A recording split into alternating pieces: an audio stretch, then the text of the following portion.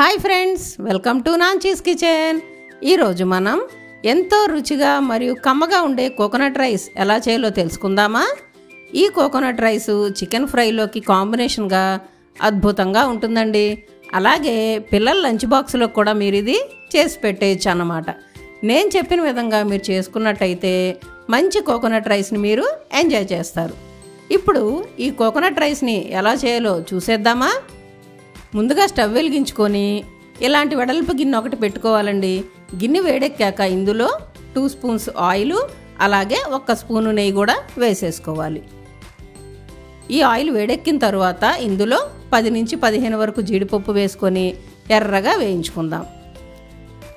ఇందులో 1 స్టార్ పువ్వు, 5 యాలుకలు, జాపత్రి, మరాఠీ మొగ్గ, అలాగే 5 లవంగాలు, 2 అంగుళాల దాల్చిన చెక్క, ఇంకా చాలా ఇంపార్టెంట్ ఇంగ్రీడియంట్ షాజీరా కూడా 2 స్పూన్స్ వేసేసుకోవాలి.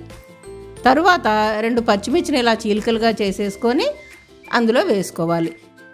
అలాగే నాంచీ స్పెషల్ హోమ్మేడ్ బిర్యానీ మసాలా కూడా వేసుకొని దోరగా వేయించుకోవాలి.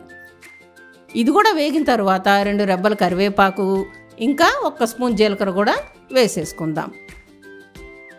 ఇవన్నీ బాగా వేగాక ఇప్పుడు ఇందులో 1 గ్లాసు చిక్కటి కొబ్బరి పాలు పోసుకోవాలండి. ఈ కొబ్బరి పాలు కోసం నేను 1 కొబ్బరికాయని తీసుకొని చిన్న ముక్కలుగా కట్ చేసి 1 గ్లాస్ వాటర్ పోసి మిక్సీలో మెత్తగా పేస్ట్ లాగా వేసేసి దాన్ని వడగట్టి ఇలా చిక్కటి పాల్లాగా చేసుకున్నానండి. మీరు కూడా సేమ్ అలాగే చేసుకోండి. 2 గ్లాసుల రైస్కి 1 గ్లాస్ కొబ్బరి పాలు, 3 గ్లాసుల వాటర్ పోసుకోవాలన్నమాట. ముందుగానే మనము బియ్యాన్ని శుభ్రంగా కడిగేసి 1 అరగంట సేపు నానబెట్టుకుంటే సరిపోతుంది.